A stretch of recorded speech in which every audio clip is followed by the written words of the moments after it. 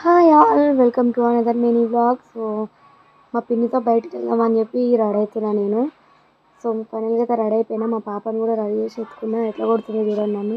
మా పిన్ని కూడా వచ్చేసింది. మా పాపతో కాసేపు ఆడుకుంది. సో ముగ్గురం కలిసి బజాజ్ ఎలక్ట్రానిక్స్ షోరూమ్కి అయితే వెళ్ళినాం.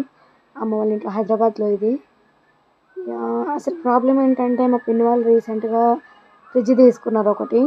సో అది కొంచెం ప్రాబ్లం అంట. ఎట్లా అంటే వాళ్ళ ఫ్రిడ్జ్ దానంతట అదే పగలడము, చీరికలు రావడము, స్క్రాచెస్ రావడము, సౌండ్ రావడము ఇట్లా జరుగుతుంది. సో నేను కూడా కొన్ని వీడియోలలో చూసిన యూట్యూబ్లో.